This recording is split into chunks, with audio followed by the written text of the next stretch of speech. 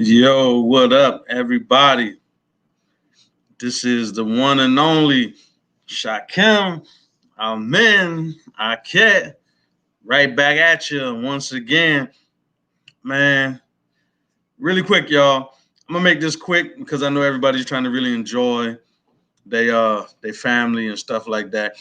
But there's some things I gotta really say really quick to address an issue that been like on social media all day, man. Everybody has just been totally off the wall with it. People have been arguing the Black National Anthem or the Negro National Anthem.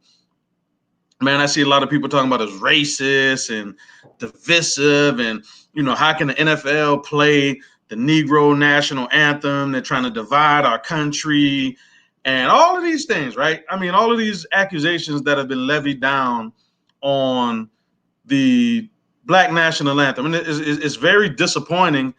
And a lot of the things that people are saying lacks contextual documentation, right?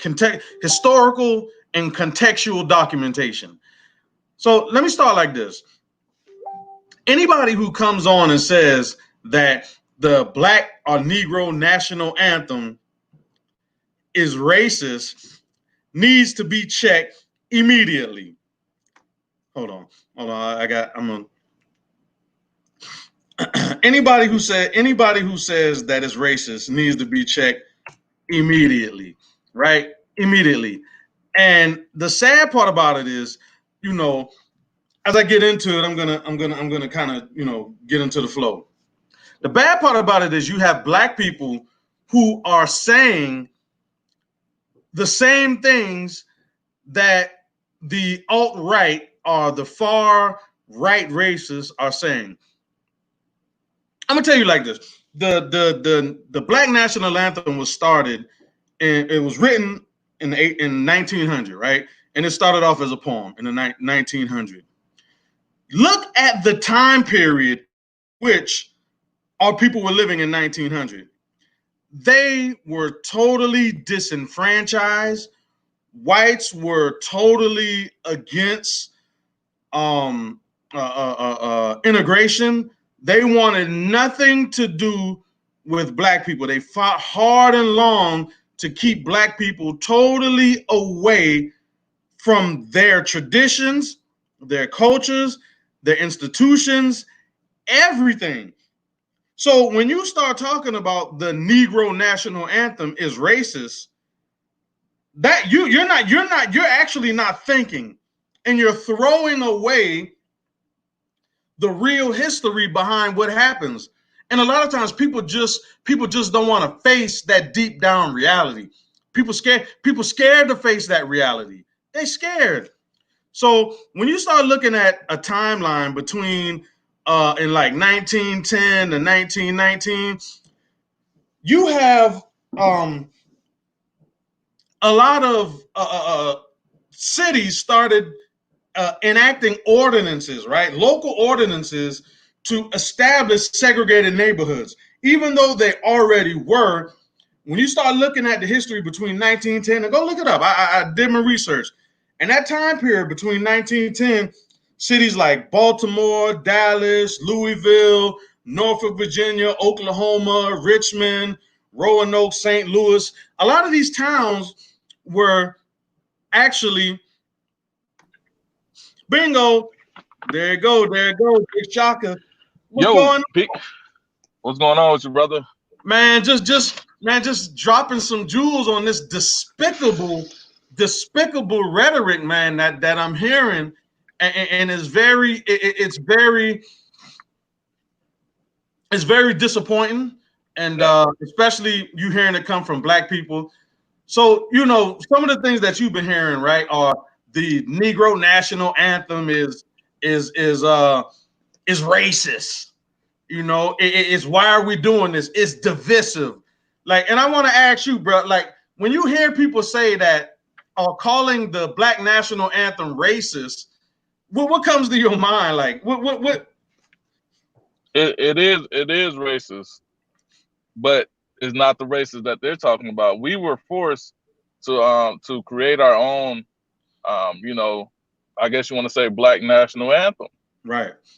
You know, when you look at that time period, they shunned us. Yep. They kicked us out of, you know, what do you want us to do when we're not accepted? So this is the part that I don't think a lot of white Republicans or conservatives understand. This is not a Hillary Clinton or Obama or Antifa situation. This has been going on for a long time. Now, you know, you have politicians that have weaponized things. You know that, and I know that, but that doesn't negate our history, or we shouldn't shun our history. Just like they can't get rid of their slave masters, we shouldn't have to shun positive. You know, it's something positive. When you listen to the song, we're not talking about white people or want to tear down anything, or it's, you know, lift every voice and sing. Like, what? How is that like, what part of the song is racist? That's what my challenge is. What part of the song is racist? Lift every voice and sing. Where is that? Right. And that's crazy. And one of the things I was touching on before you got on is segregation was at an all-time high in the 1910, 1920s. Yep. And at that point, like you said, what were our people going to do? What did you expect us to do? They wanted us to live separately. They wanted us to go to school separately. They didn't want us to integrate in society any type of way at all. So how is it that, you know, and the sad part about it is a lot of blacks are trying to seek acceptance into the white conservative circles by saying, okay, this is racist. You know, as a black person, this offends me. How are you offended? And I saw the sister say that earlier. She said she was offended by the Negro national anthem. How are you offended? Man, I'm you the nice guy, good cop, bad cop. Right. These motherfuckers is straight Sambos. It's a difference of understanding. Like, I support Trump. I get a lot of flack, but not nothing that I got to come on here and cry about. Mm-hmm. I know you get the same thing. Oh, your boy acting up. Oh, there go your president, you know, acting like. I know you get the look, but we don't get the same. Why don't we get the same, you know, I guess you want to say attacks, getting called names and stuff like that as them? Why is it different? Like, you know, me and you, we live in two different sides of the, you know, of the America. Why don't you hear the same thing that they hear when we're talking about, you know, as far as politics? Because it's a difference between being those names and fight for those. They fight for those titles. But when people call them COONs, they fought for that title. They want that title, and then they cry to the white community. And what do that do? They give them more money. They give them more money, more exposure. And, you know, like I said, and that's what the platform is. When me and you come out here and talk, we don't get called all those names. Right. Why? Because we still give a fuck about our community. It's a difference between, you know, supporting something, and it's a difference between being a lapdog. A lot of these people just want to be lapdogs, and that I guess it pays. I laugh every time you say, "Calm down, the check will be there." You know, when the check is coming. Like, when you tell them that, like, I know it irks them because that's how they live. That's how they pay their bills. Yeah. You know, and white folks don't understand that part. Is these black, they're not conservatives. No. These black Republicans, they get, somebody's paying them. Don't believe that shit. It's either a attention situation, low self-esteem, or a check, or want to be accepted by somebody. Somebody, they're getting something off of this, and it's not just being genuine. So I'm not even gonna lie, it pissed me off. Normally I'm in a good mood. I can ignore things, but it hurts when I see the people that's representing black conservatives don't even know black history or American history. It's horrible. Yeah. Hey, I want you to take a look. My brother CJ just brought this to my attention. You see this tweet Kanye just released? Can you read the screen? Yeah, I can see it. You see what it say? We must now realize the promise of America with trust in God, unifying our vision and building our future. I am running for president of the United States, 2020 vision. Okay. Kanyes. Hey, I think he's gonna run in 2024. He's gonna have something where he's already talked about it before Trump even ran. Yeah. You know, so you got to realize he's working on something. And when you look at the prison reform that him and his wife are doing, that's real. That's huge. And like I said, a lot of people don't like Kanye. A lot of people don't like him. But what they're doing with the prison reform is fucking. You can't take that away from them at all. I don't care how you feel about them. You can't take that away.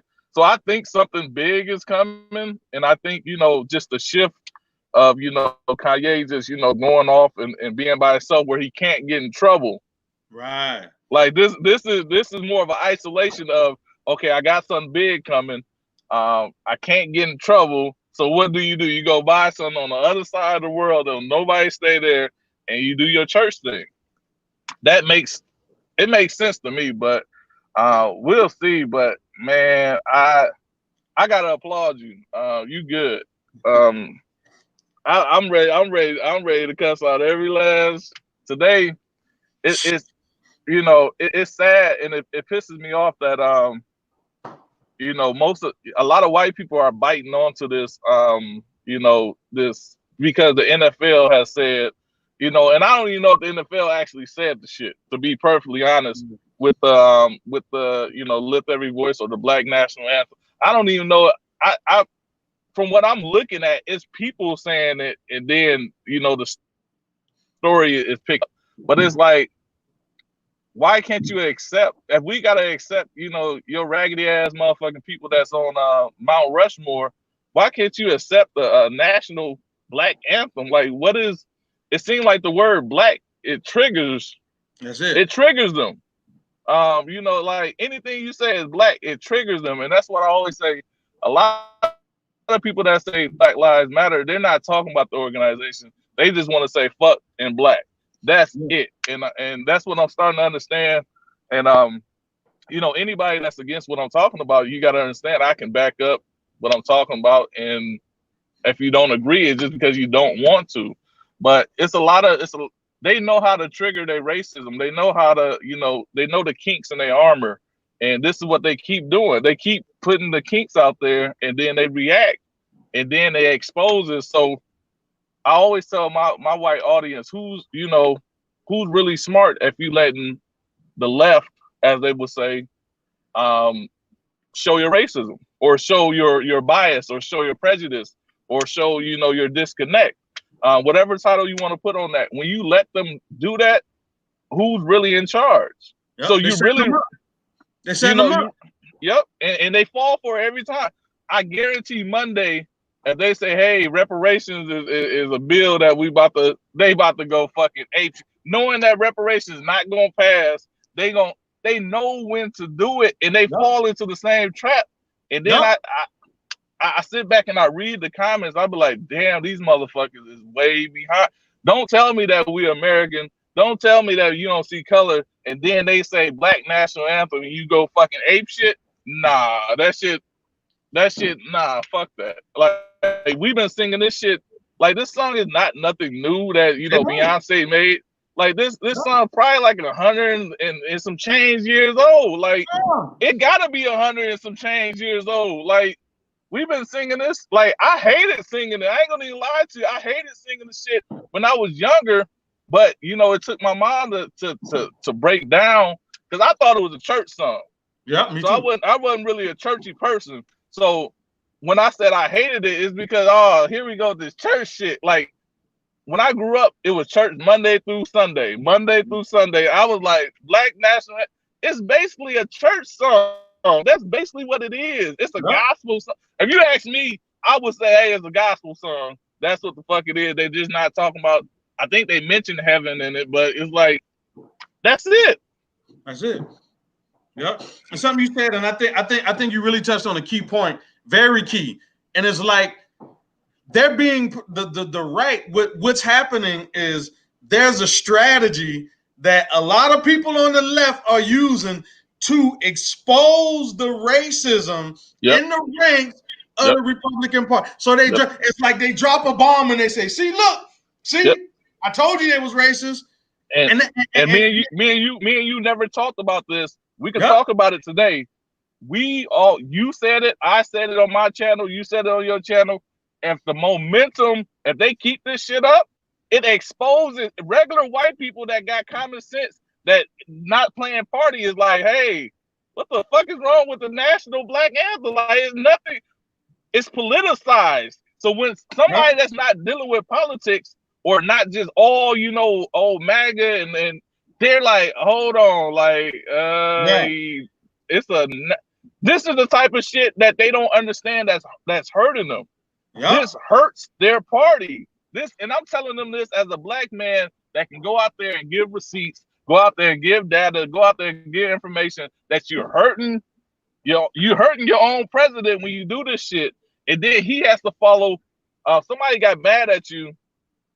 And this was like a couple weeks ago. Somebody got mad at you, and I had to explain what you meant. When you said something that Donald Trump is controlled by his crowd. He is. Mm-hmm. He can't do certain things because his crowd will they have the cancel culture just like anybody else. Yeah. They will cancel. They cancel me and you every time we come on fucking live. I'm gonna keep it a buck with you. Yeah. If I can get off live right now, I probably lost 200 people, 300 people. Like, oh, he said this. It's like we're at a cancel culture where I don't give a shit. I'm always gonna stand on what's right and what's wrong and what don't sound right and what do sound right, even if it's against if it's something that's harming this is the black community, but let's look at both sides of the coin. I'm willing to do that. Some people want you to be one-sided, where you got these Blexiteers. Oh girl, she unfriended. I didn't know she unfriended me, but I ruffled them in a different way, and I believe they told to unfriend me. I'm just gonna keep it a buck with you, because I hear a lot of people be like, oh, why are you friends with Shaka? And I'm like, I never. All I did was I want black conservatives to tell the truth, learn their fucking history, and be proud to be black. I don't have to sit here and put white people on a pedestal to feel like, no, I'm not going to do it. I'm not going. You've been on a pedestal. You're still on the pedestal. So let me talk to the black community. Let me uplift them a little bit, and we'll work out whatever we got to work out later. So that's what it comes down to. Is nobody want to say it because you lose your crowd, you lose your fan base, you lose your platform. You don't want to, you don't want the donations to stop coming in. And it's like, at the end of the day, you got to live with that. Like, you have to live with that shit. That Trump is out of here in 4 years. If he don't win in November, in 4 years, he's gone. So you have to live with the fact that you have diminished and degraded your race for a check, or to be at this event, or be at this conference, or be at this convention. No, I'm not doing that. Like, when you know history, you'll never do that shit. Trump told motherfuckers to learn their history. Black people, learn your history. But it seems like Blexit don't get that. We've been telling them this since how long? Yep. They don't understand it. Trump said, learn your history. They don't want to, black this, black fatherless this. Okay, so what we going to do about it? Yep. They don't got a plan. They don't got a plan. And see, this question falls in line to what you just said. She said, this person says, the question is, do we bow down to the Marxists or fight back? The thing is, that's the strategy that they have them biting on that every time. They bite on it. They bite on it. That's what they do. They bite on it, and it keeps them in petty squabbles. And who they claim to be the Marxists are saying, oh, look at that, they're racist. They say, you know what? We want to. They'll shoot, like you said, they'll shoot off something ridiculous. Yeah, we're gonna take down Mount Rushmore because the racists. They ain't about to take down no Mount Rushmore. And what they did, they got Trump to go up there and defend. They got Trump to go up there and defend the slave masters. I've been calling them slave masters forever. My mom didn't taught me that they slave master had nothing to do with Hillary Clinton. She wasn't even political. I don't think my mom ever fucking voted to be. So when you make it into a political Democrat versus Republican, that's a cop out.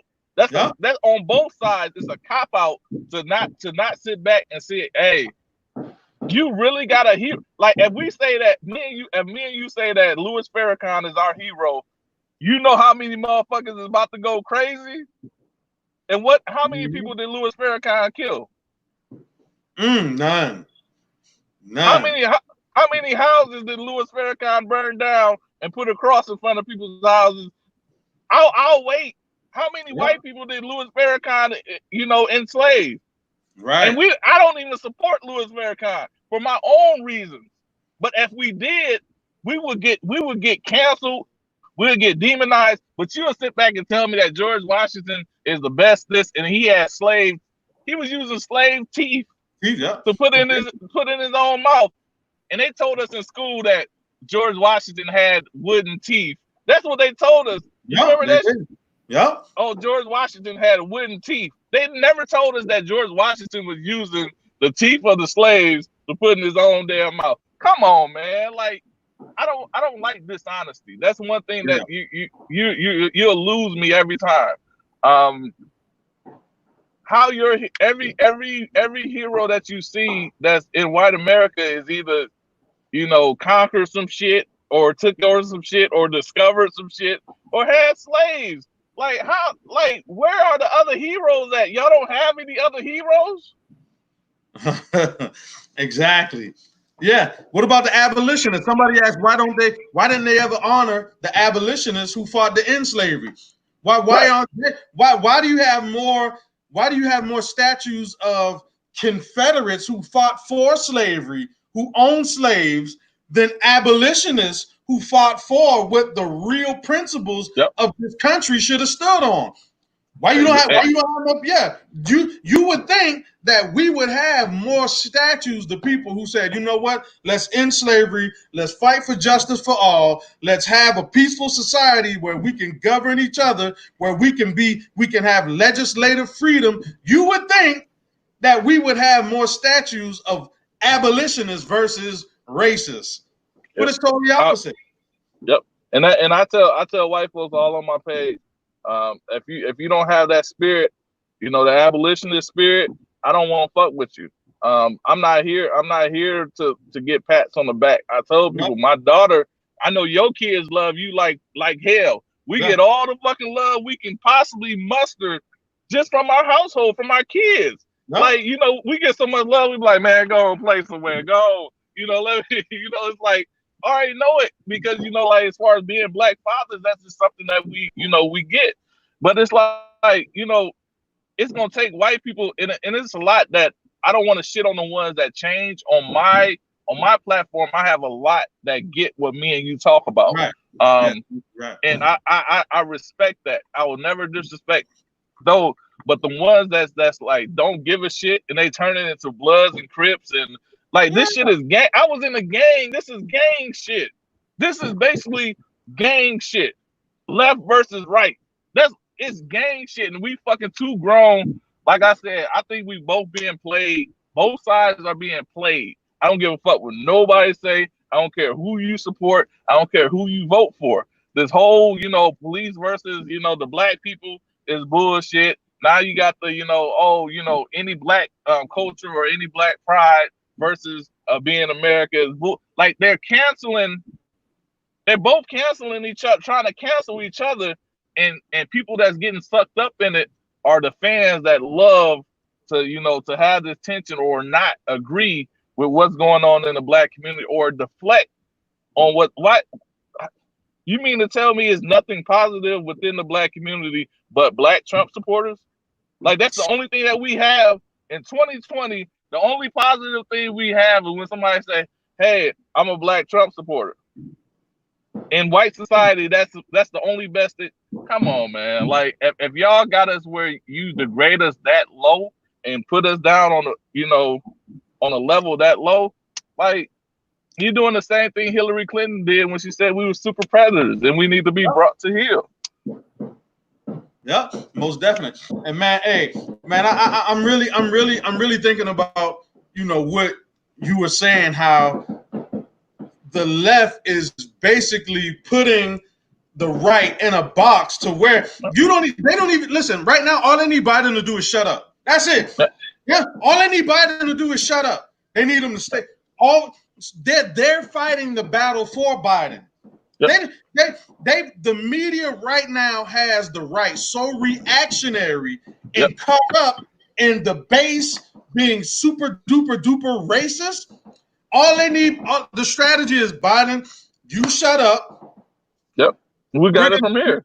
Yeah, we got it from here. All we got to do is say something dumb and let them display their racist. And like you said, the whites who are in the middle, who independent, they're looking like, well, damn, why they so mad? Why they always, why they so triggered by, if a black person wanna do something? They're sitting there trying to process the whole situation, and they're saying, man, listen, Trump is dividing the country, and I see a lot of it. And the thing is, they're trying to get the right so far into a trap to where a lot of people either aren't going to vote at all and say, hey, we deal with it on a local level. We'll play politics on the local level. Or they're going to say, man, we can't have 4 more years of this BS right here. And they're going to vote for Biden. But they got to remember. He got to pull something out of his hat. In the next couple of months, he has to do something that's gonna go against the grain. He has to, and I believe he knows that. I believe deep down he knows that he has to pull something out of the hat to actually neutralize because I'm telling, and they don't want to listen to it. If this shit goes on till November. And they do the second wave of COVID, that means ain't gonna be no Trump rallies. Yep. The dude is ice. The dude is neutralized. His power punch is gone. That's what people don't understand. And then if Joe Biden don't take no debates, all Joe Biden got to do is say, "I don't debate racists." Yep. Hey, I don't debate racists. That's it. That's it. That's all he got to say. I don't debate racists, and that's a wrap. And if you notice, you see how all they did to trigger him was to put Black Lives Matter down the street from the White House and around. That triggered them so much. He go, oh man, see, yeah, they want to paint, pigs in a blanket, eat them like bacon, and ride them like bacon. And they were going on and on and on and on. And Black Lives Matter is a terrorist organization and da da da da da. So now what that does is it puts him more in a box because people are saying Black Lives Matter ain't an organization. They're just responding to what the hell's going on in the street. And then a lot of people are saying, well, we're not Black Lives Matter. We're just protesters who want to see justice. You're painting all of it. All of us aren't Black Lives Matter. So what they're doing, they've now said, you know what? See, he's racist. He said Black Lives Matter is a terrorist organization. Yeah, they just need him to say it, and that's why I'm like, who? I think I was on your show, and I said, who the fuck is running? Who's controlling Trump? Like, where is his advisors? Like, I don't give a damn who gets mad. Where is your advisor? I'm telling you this as a Trump supporter. Where the fuck is his advisors? Why do they keep allowing him to fall for? If me right now, if I keep trying to corner you into a question that you don't want to answer, eventually you're gonna say, you know what? You have a nice day. I see what you're doing. I'll catch you tomorrow. Peace, blessings. You'll get off the show. If I kept on doing something that you wouldn't sit back and say some crazy shit and say some crazy shit and say some crazy shit. Like, why is he even answering questions? Why are they even, if he knows that the media is fake or fake news, why do you continue to allow them to? It's like a matador. I'm gonna be a buck with it. Is the media is a matador, and they get Trump to react, and Trump is the bull, and they move the little curtain and Olay, and then move it again, and it's like, why ain't nobody telling this man? You don't have to answer. I don't answer everything. Nope. You don't have to answer everything, like, especially right now, like it's election time. Anything that you say, everything that he say is magnified during the election year is triple magnified. So why are you still? It's just, I don't know. I think they want him to fail. Yeah. I'm gonna be honest. I think, bro, I was about to say the same thing. They want him to go down, quiet as kept. And when that happens, or if it happens, you know that the United States will never be the same as far as the racial issues, the racial like, I say they both playing both sides. I'm gonna keep it a buck with you. If the dude loses, United States goes back to 1900. I'm just gonna be a buck with you. It goes back to that. Why? Because they created this atmosphere. The atmosphere is there. I'm telling you this, like, the atmosphere is there.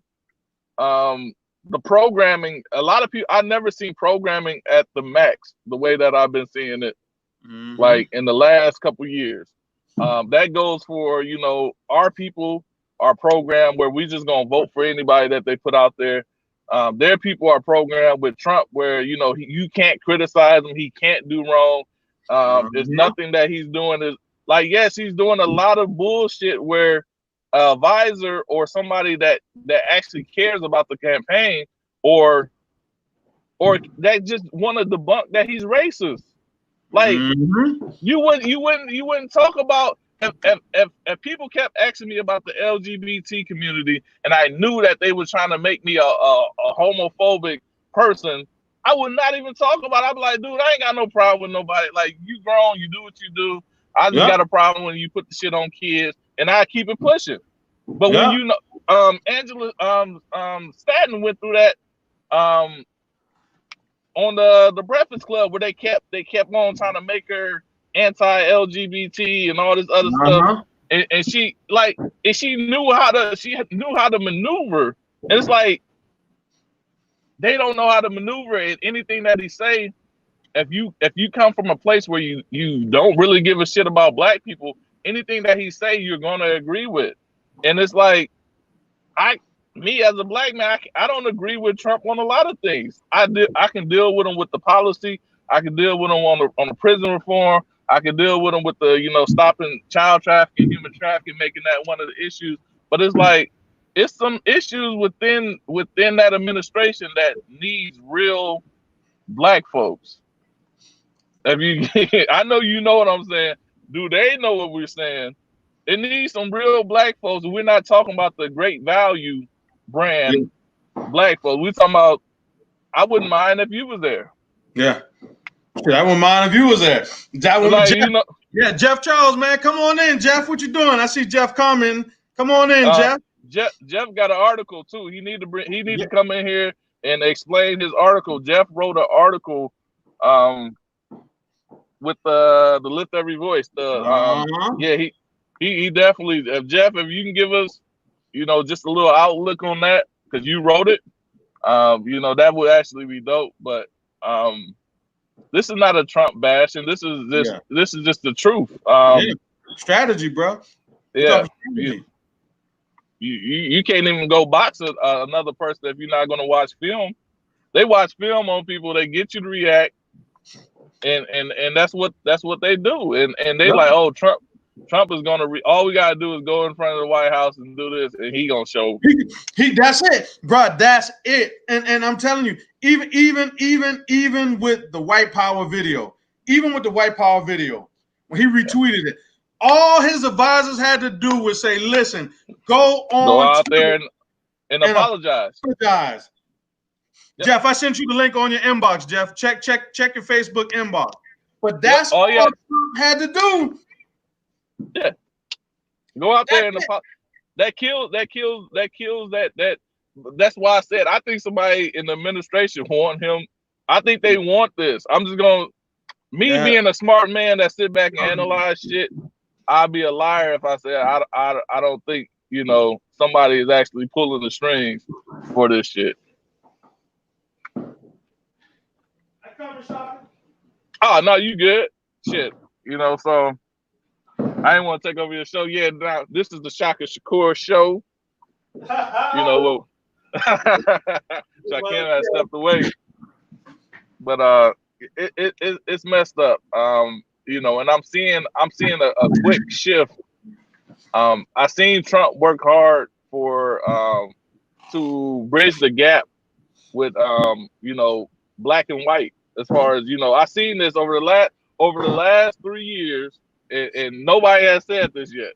In the last 3 years, I watched Donald Trump repair the issues of black and white, as far as his relations with black and white. Yes. Then the 4th year, the election, the most critical year, all that shit went down the toilet. And it's like, why would you do this during election year when you've been solid all these years? And not saying him, I think it's administration. I'm just gonna keep it. He shouldn't be out there talking. He shouldn't be doing interviews that's gonna ask him anything. You can't tell black people to learn your history and then get upset with us when we find out that the former presidents were slave masters. That's part of, you just said black people learn your history, and then you get mad at us for saying, hey, these motherfuckers ain't heroes. Yep. Like I said, if people want to, if they want to go and leave me alone and unfollow me because of that, I'll press the button for you. Just press 1. I'll get you up out of there. But you can't go on television and tell black people learn your history, and we learn our history, and we find out that these motherfuckers was the most brutal slave masters you can find, and we say, hey, we don't want that anymore, and you like, oh, those are our heroes, and you got to deal with it, or we're gonna go down fighting. Bingo. And like I said, man, it's. I didn't watch that. I watched that shit. I watched that speech yesterday. How was 4 minutes? I saw I turned. Dang, that bad? One thing about me is, you can't tell me to learn my history and then call these people heroes. Yeah. I'll tell my mama this. I'll tell my daddy this. Trump doesn't get a pass because I support him on certain issues. You can't tell, you just 2 days ago, you just told black people to learn their history. And then you tell us that we're going to keep our culture. These are heroes. These are fine men. To who? Yeah. To who? Like, they need to let go of that. If we can't even do a black national anthem, and they can't let go of these motherfucking slave masters, then we're not going nowhere. And this is the part that white society don't want to admit, that the foundation of their culture is racist. Yeah. Period. That's admit that shit, and then we can move forward. But playing with people's intellect, that's why I didn't watch Trump's rally. He played with my intellect. You can't tell me that these people are they're not my forefathers. They're not my heroes. I know what they were. I know who they are. I know what they always gonna be. Right. Now, am I out there campaigning, burn it down, tear it down? No, but if they happen to do it, I'm not gonna be against it. So in order, if us as fathers, if we were fucked up fathers, molesting kids, raping kids, our kids, I wouldn't tell nobody to make us historical heroes or things. That's crazy as fuck.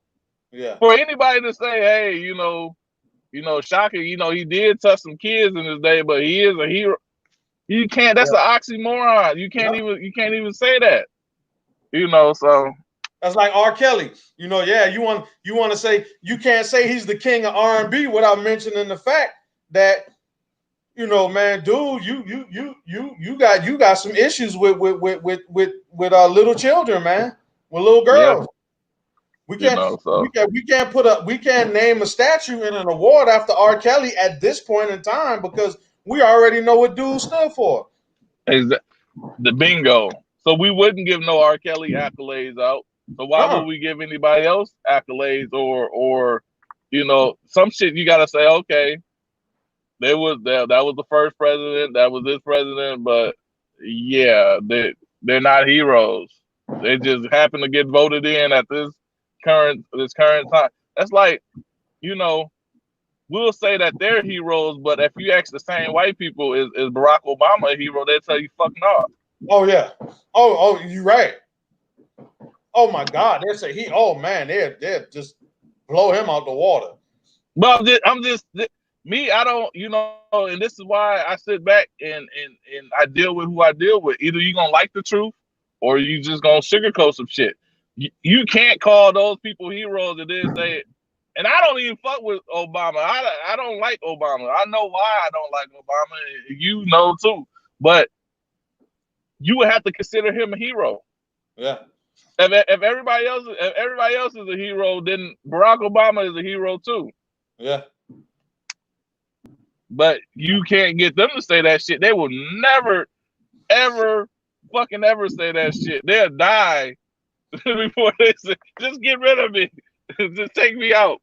They'll die before they say that shit, man. Yeah. And it's, that's the hypocrisy between, politics. And that's why it's a dirty game until, we fix it or nobody's calling for a round table.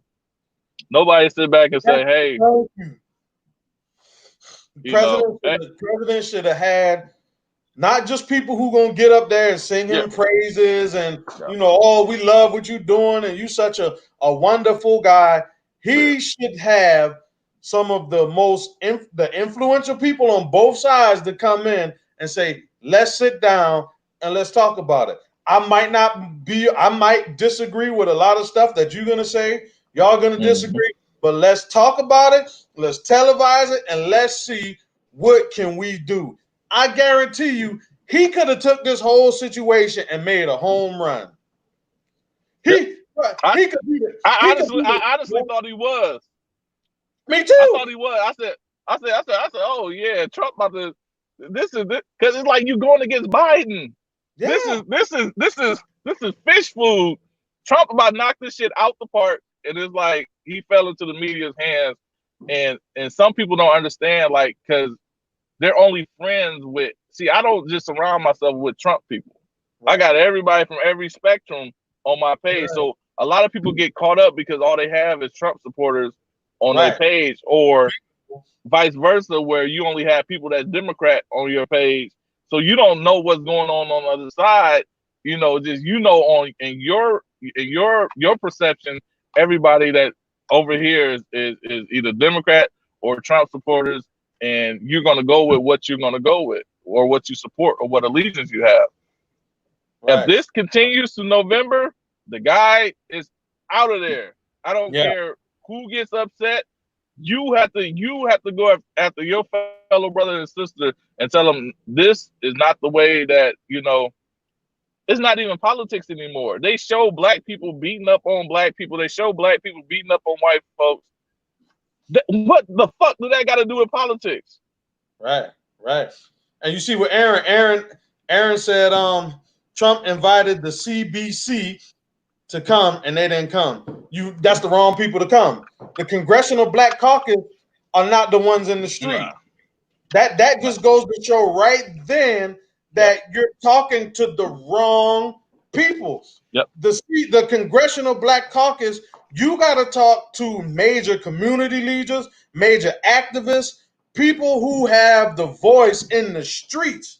See, the Congressional Black Caucus, a lot of them, like in my area, Jim Clyburn. Jim Clyburn is not in the streets.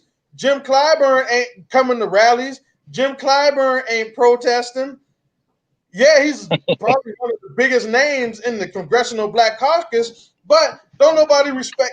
If Jim Clyburn came and sat down with Trump and talked, we're going to say, man, we don't care what he say. We're going to keep pushing. Yep. So you're reaching out to the wrong people. And I think people don't understand, the movement is almost like the federal government. No, not the federal, but our government. The strongest the strongest people are at the lowest level. Mm-hmm. People on the lowest level have the most power. See, I could get 3 people right now and 3 or 4 people, and we could come and this whole area, we could damn near control the movement or the flow because a lot of people know us. We have a network that we build. The same thing with the community. You got to get people who in the community who are known, who grassroots, bring them to the table and say, listen, I have real people from these cities right here. We about to have a talk. Yep. And the people in those areas and those cities are co-sign and say, yo, these are some solid people. I know if he has solid people from Detroit and Chicago, yeah, Philly. and all of that. And they said, you know, and the brothers and sisters from that city said these are solid people. Guess what I'm gonna do here? I'm gonna say, you know what? Boom. They saw the people from the street spoke. Yep. That's where your street cred kicks in. Exactly. So you know you can't just they want to bring in the Sharptons and and a lot of white folks don't even understand that we ran off Al Sharpton, and I was there. We ran off Jesse Jackson, and I was there. Like, we don't want them. It goes into what you just said as far as the most powerful people are in the streets on the local level. We don't want them in our community, but if you talk to the white community, they believe that we want Al Sharpton, we want Jesse Jackson. We don't want them. This is what they forced them on us, and that's why I said I think both sides are actually playing. You know, they're playing this divide. I actually believe it. Until somebody does you can't do one like this. It's a whole system that's been put in for Trump. You know, as far as, you know, in the 4 years, you know, that he's run, you got to realize this system had a head start by hundreds of years. So until we sit down, as far as a collective, and have a real fucking conversation where don't nobody leave the room, we got snacks, we got water, we got, you know, we gonna come out this room with a solution and a solution. I don't see nothing's gonna happen. We're gonna keep playing the left versus the right, you know, bigotry versus, you know, uneducation.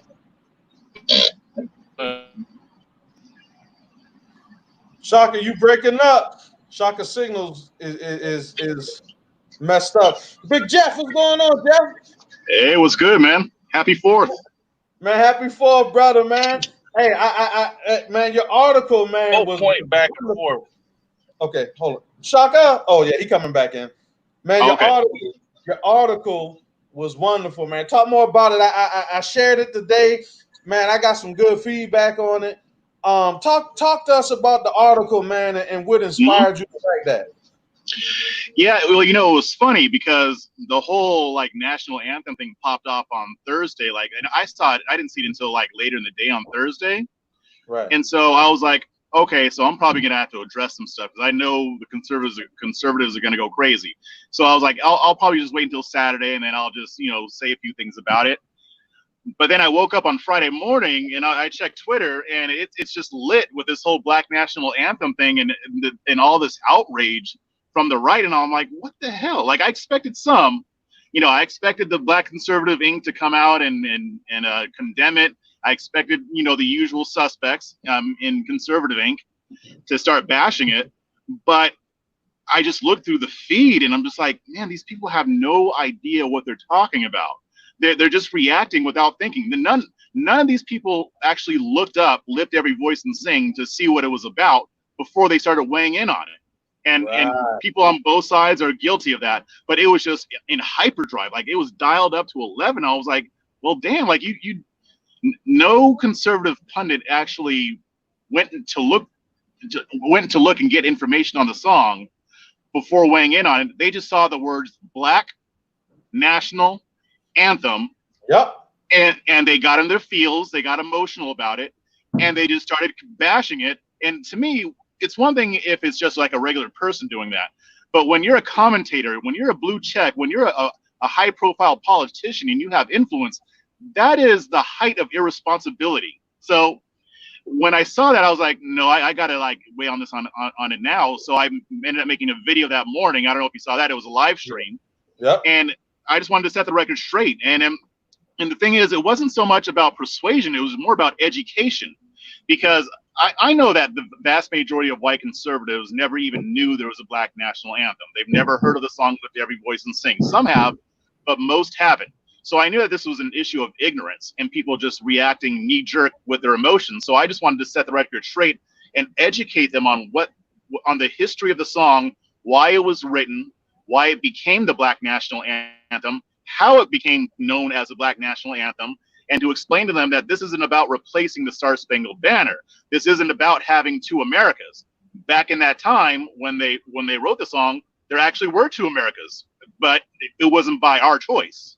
Right. So I had to address it, but then, and I think people gave me feedback on it, and it did change a lot of minds, but I still got a lot of stupid responses like I expected, because because what the Sesame Streeters do is that even when they're given the facts, they'll get creative and try to find a way to still make it bad, because they have to, now that they've already said it, now they have to remain consistent.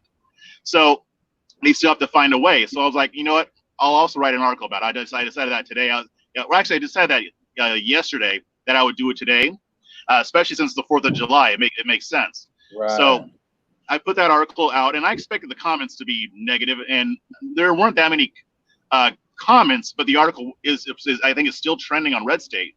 So a lot of people are reading it, and I think a lot of people are going to read it, and they may not comment, but I know that it has persuaded people, because I'm getting a lot of people tweeting at me in my DMs and getting people tweeting me out and mentioning me, saying, hey, when I first heard this, I was mad about it, but when I read this, then I changed my mind. So all it really takes is education. Sometimes you have to do a lot of persuasion, but in this instance, the reaction was based 98.9% on ignorance. So it's really dealing with that. And the article is really going in more in depth about how the song came about the people who wrote it. I talked more about why it was called the Black National Anthem. I talked about, the song is a song that it was a call to action. It was a rallying cry for Black people to stand in solidarity while we were going through Jim Crow, lynching, and discrimination. And that's why the song was necessary, and it became like the theme song. So because of the song's prominence, that's why the NAACP gave it that nickname, the Black National Anthem. It has nothing to do with segregation. It has nothing to do with wanting two different Americas. Actually, it's dealing with the opposite. They didn't want to have two different Americas. So it was about the fight to push through. And the thing about the song itself is, and I went all out in the article. Like I put the YouTube video of the performance of the song. I put the lyrics, because when you read those lyrics, you don't get progressivism. That is a conservative song. It's a Christian song. It's a hymn. It's a plea to God to get us through this. Every single conservative should be able to relate to that. So when people saw the lyrics and they heard the song and they actually, did that 5 minutes of research, then they understood. But the counter argument that I'm getting is now they're switching it up. They're saying, oh, well, it's not about the song. It's about the two national anthems thing. Well, it was given that name 100 years ago. They're treating it like the left put that moniker on there like last week to cause division. I was like, no. This is just part of history. So now what I'm getting now is, well, can we just remove the Black National Anthem? I was like, no, that's history. You want to keep those damn Confederate statues up because you want to preserve history. So shut the hell up, preserve the history. It doesn't have to mean the exact same thing now as it did 100 years ago, because we have made a lot of progress as a nation. That we still have a lot of work to do. But the song is still a part of our culture, and maybe not so much for the younger ones, but for people like our age, we remember that song. We know that song. We may not know the words. I in the video I told the story about how I went to Marcus Garvey, a private school in junior high, and we sang that song quite a bit. So I had the song memorized. But now I'm 39 years old. I don't remember it anymore. So it was interesting because even reading those lyrics, it brought me back, and I was like, man, this song is powerful. Right. And even though it's called the Black National Anthem, it's a song about unity, because even back in the 20s, people were calling the people who wrote the song the NAACP, and they were calling the NAACP. White churches were singing the song.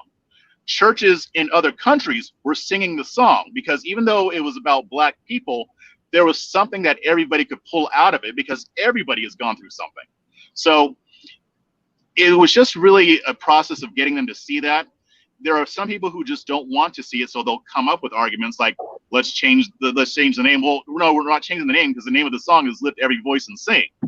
You want to change the nickname for no reason. It's not divisive. There's nothing that should be divisive about it. And then I got the stupid ones like, oh, well, what if there was a white national anthem or a Chinese national anthem? Those people I ignored because they're not serious people. So I'm really trying to get better at that, because I always give that advice to other people. Hey, if people are saying stupid stuff like that, don't take them seriously, because they're not serious people. So those I just push off to the side. But the ones who are genuinely trying to ask questions, and maybe they do have an objection to it, but they're open to hearing the other side, I can deal with that, even if there is some Sesame Street in there. So yeah, I mean, like this guy here, he said it popped off because of the NFL, their pandering, and the way they've handled past issues. And that should have been the criticism. When this whole thing popped off, when the news broke, that should have been the criticism from the right. We should have been pointing out how the NFL is pandering, how they're virtue signaling for dollars. That is a valid criticism. But attacking the song and pretending like it's just being used to divide. No, the NFL is not trying to divide. They're trying to make that money. Now, the left might try to use it to divide, but I'm not really even seeing that all that much, because you can't use that song to divide. The song is not divisive. Right. And the funny thing is that, and I was on a podcast earlier today with the Schumann brothers. I don't know if you've seen them, but Ross Schumann and his brother. And he was saying this was almost like a trap that the left set, and conservatives just fell right into it. Jump right on in it. Yep. Damn. And the funny thing is, and I don't know if they did that on purpose, but regardless of whether they did it, we fell into that trap, because in the end, if the song is divisive, who's the one making it divisive? It's not them this time, it's us. Yeah. So it's the way we responded, by pretending that it was divisive, because we didn't want to find out what the Black National Anthem actually meant. We made that divisive, and they conned us into doing it.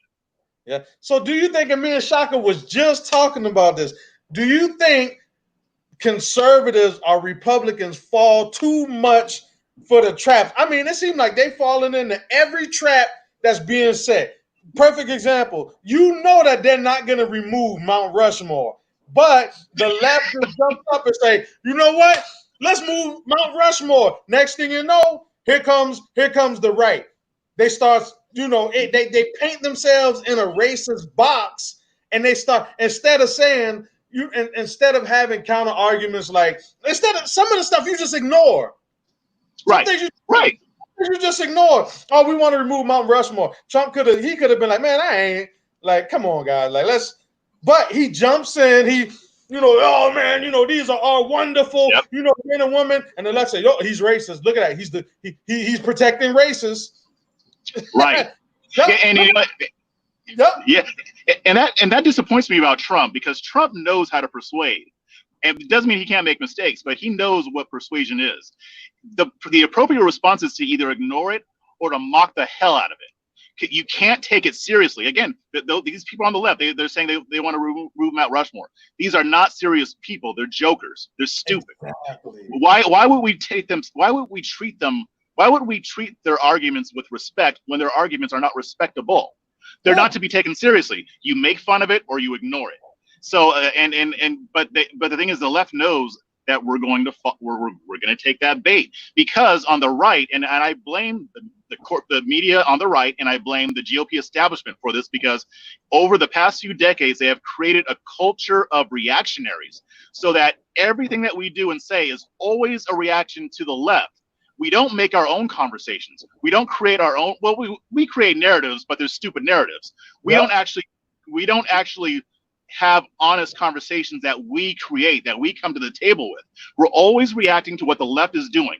And a lot of times that's appropriate. I'm not saying that we shouldn't counter what the left is saying and what the left is doing. But I mean, like, say, if it's a conversation on race, progressives dominate that conversation because conservatives just give up and they just resort to pretending there's no racism. No, that's not the response. If they're going to do that, then what we do is we come forward and we have a sane, sober conversation on racism and how it impacts us. You can talk about racism without being an SJW. You can say Black Lives Matter without becoming a Marxist. You can talk about these issues in a way that is rational and that is sane without having to become them. You don't have to go to the opposite.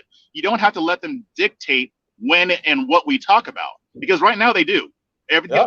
We're always reacting. So when I see the left putting forth a narrative, I'm thinking, okay, I might need to debunk that, but I'm also going to put forth another idea. I'm going to put forth another conversation point so that we can go deeper and have our own conversations about this stuff, and then the American public can choose which conversation they like. But we're not even competing on the battlefield right now.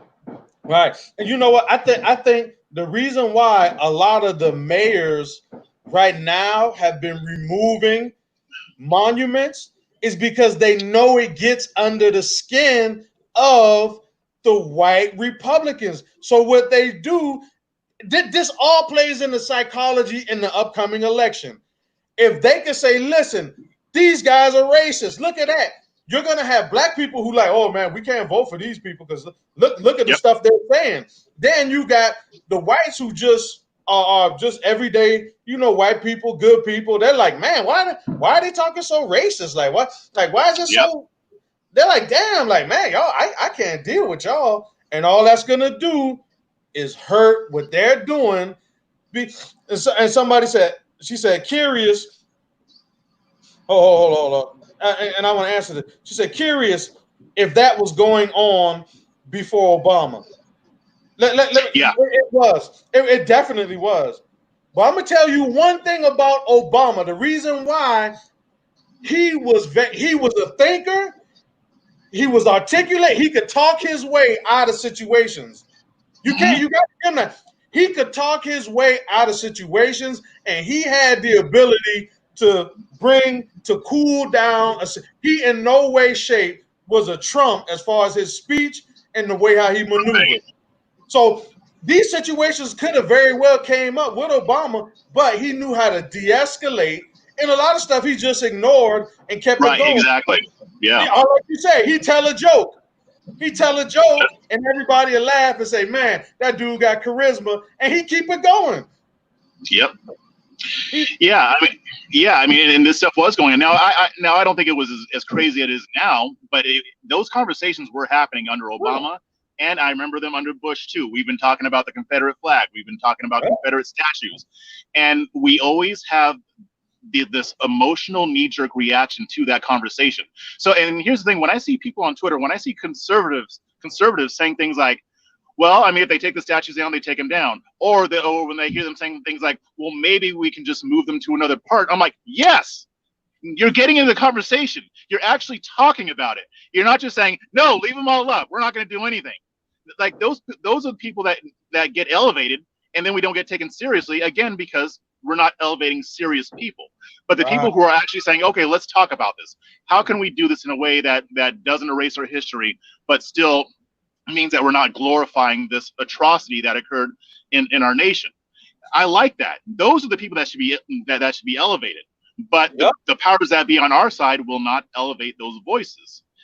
And it kind of makes me wonder why. I mean, because I think some of them are just stupid, but sometimes I think it's done on purpose because they don't want the conservative movement to actually be involved in that conversation in a meaningful way. I would rather for us to deal with the Confederate statue issue because we're the adults in the room. The progressives, the far left people, they're not serious. Now, the people more on the moderate left, yes, let's talk with those guys. Let's talk with the sane conservatives. The fringes can go to hell. I mean, they're not doing anybody any good. Right. And see, this is a typical problem with the right. What he says is the only race that matters is the human race. It's 2020. Problem is identifying people by color of skin and movement, limiting on color, which is racism in itself. America lives matter. That's ignorance. And I'm gonna tell you why that never works. we have to embrace diversity. We can't stop acting like it doesn't exist. Same thing you said, embrace at diversity, because what happens is that's a total lie. That's a lie. Yes. I grew up in Southern California. I mean, and first half of my childhood was in LA. The rest was in Rancho Cucamonga. But I was always around a lot of different types of people, and I've always had a lot of different friends from different cultures. And I was actually going to tweet about this today, but I'm sorry, I don't want to be colorblind. I love the fact that there are Mexican people. I love the fact that I've interacted with Guatemalans. I love Chinese, Japanese. I love Irish, German. I love those cultures. And there's nothing wrong with that. It's a good thing. Yes, we are all Americans. We have our overall American culture. And then under that, we have subcultures. We've got Black cultures, and there's even different Black cultures. We've got Irish. We've got Italian. I love Italians. They're great. Right. Like I don't ever want our country to lose that, because that's one of the things that makes us great, and it's a more enriching experience. Oh, excuse me. It's a more enriching experience when you're around different types of people and you're celebrating the differences instead of using the differences against them. Right. And I wonder what that guy thinks about black on black crime. No, oh my God! He probably got a whole dissertation on that. So do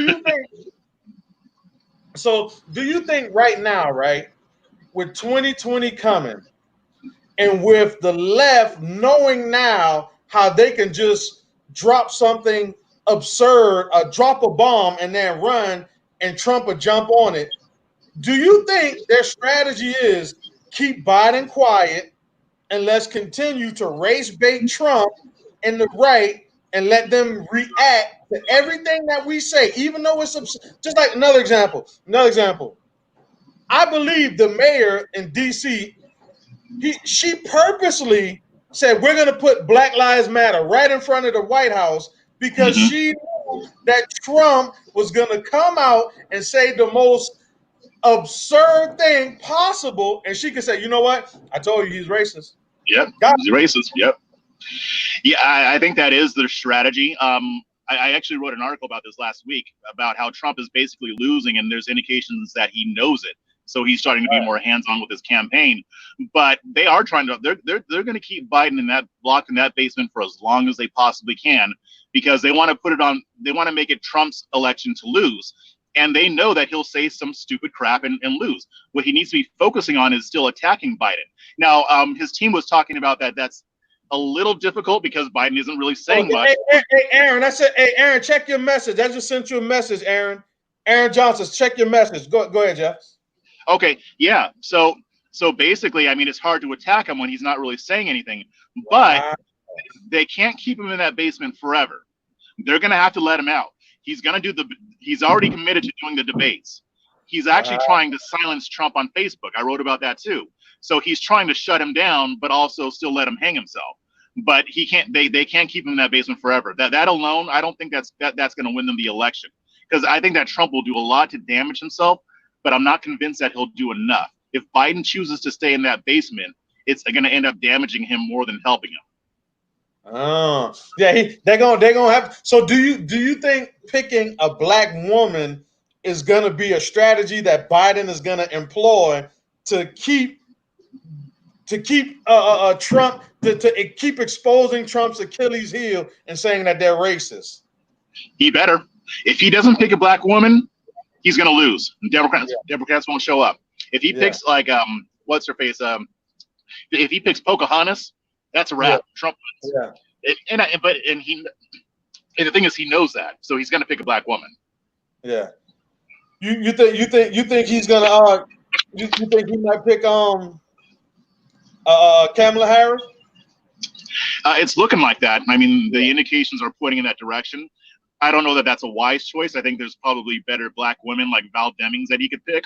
But I mean, Kamala's got that baggage, and with police brutality in the news right now, that's not going to get out of the news cycle anytime soon. And she doesn't have a very good record when it comes to law enforcement, at least from a Democrat point of view. Yeah. So it'll help him, but it'll keep him in contention, but it'll also be a liability too. So I mean, I think she's the biggest name Black woman, her and like Stacey Abrams. but I'm not. I don't think that that's a good choice. Yeah, I think she'd be a tough one too, because she'd turn off a lot. And see, one of the things that I believe Trump always had an advantage on was Biden's long history of policy that was totally anti-black.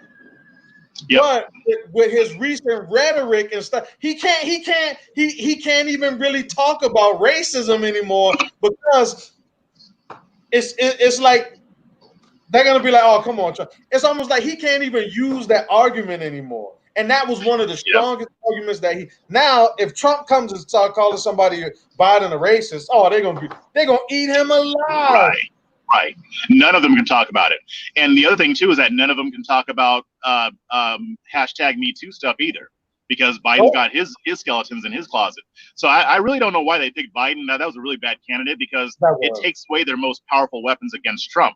Now it has to actually be on policy and whether somebody can lead. And with Biden's cognitive issues, that's gonna hurt. I mean, because when he gets out of that basement, he's gonna start saying a lot of stupid shit. When they have that debate, he's gonna say stupid stuff.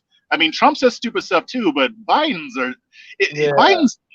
stuff is stupid, and it's just weird. I mean, he's just out there.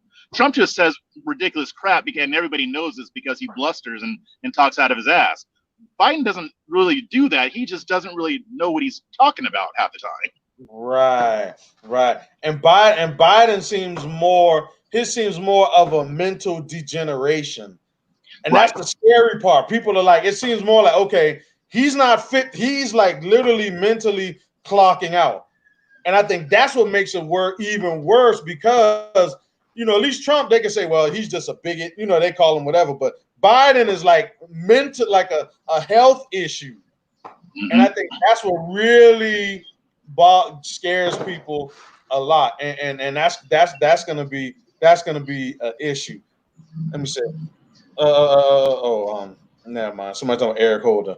But yeah, man, I really do appreciate your journalism, man. I think it brings a lot to the voice of conservatives who, understand that, we shouldn't have to let go of our history. We shouldn't have to let go of who we are as a people. Like, we should not have to totally deny what we went through in this country as far as building up our people. We shouldn't have to let all of that go to say, I'm a conservative. Like, and, hey, what'd you think about that Kanye tweet? You see that Kanye tweet? No. What do you say? Let me pull it up for you really quick. Let me pull up this Kanye tweet for you really quick. I'm pulling it up right now. All right, let me get it for you. Get your opinion on this.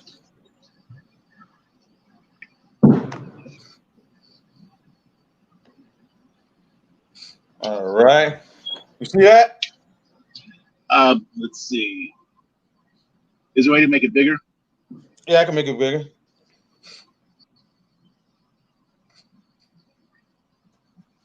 Big enough? Oh God, really, dude?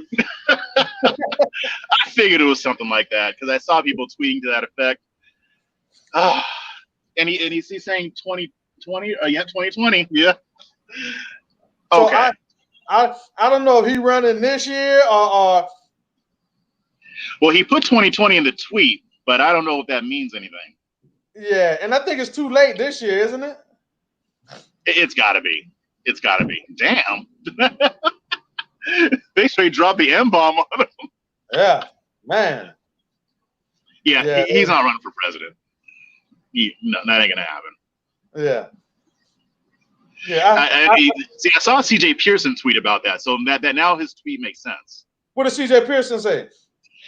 He was saying that if Kanye were to run, it would take votes away from Biden, but not Trump. Which he's probably right about that, but I'm sorry, the dude's not going to run for president. At least not in 2020. Like, I think it's just publicity. Yeah, and it's not the first time he said it, but yeah. Yeah, and you know what? That he is right. That would take away. I think that would take away votes. I don't know. It could take away from both with Yeezy. Who knows? I mean, but the thing is, the only reason conservatives like Kanye is because of Trump. Yeah. If he never put on that MAGA hat, they'd still be hating him for what he said about George Bush. Yeah, exactly. So yeah, you're right.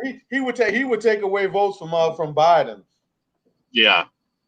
But I think it's too late anyway. I don't know. It might be. Yeah, I don't. You don't get into a presidential race 4 months from the election and expect anything good to happen. So yeah, I mean, he is out there. So I mean, it wouldn't surprise me if he tried, but I don't think he's going to. Nah, I don't think so. But yeah, Jeff, man, hey, I appreciate you 100%. Y'all, please support Jeff Charles, man. He's a writer for you write for the Red State and what's the name Liberty Nation. Liberty Nation. Yeah. Liberty Nation and the Red State. Y'all make sure y'all follow Jeff on Twitter. Jeff changed up his Twitter handle so many times. Every time I wake up, he got a new Twitter handle. I like to keep you guys on your toes. Yeah. So yeah, what's your Twitter handle right now? Yeah, you can follow me at Jeff on the Right. Jeff on the Right. At Jeff on the Right. Make sure you do that, man. Jeff has a very, very good perspective on the movement, on the conservative movement, the history of it. I call Jeff a political strategist. Because I like the way how you put things in the context, and it really, I totally. You need to write a book, man. You thought about writing a book and running for office? I'm not running for office, but I am working on a book right now. Actually, I'm working on my first one. It'll be like a short ebook, but yeah, it'll be good, I think. Word. Okay, hey, I appreciate you jumping in, Jeff, man. It was a pleasure. And thanks. And I'm gonna share the article also on Facebook. I shared it on Twitter, but I'm gonna go ahead and share it on my Facebook because that's what my largest audience is too. But yeah, appreciate you, Jeff, man. Thanks for stopping in. Appreciate you too. Thank you. You have a good night. Peace.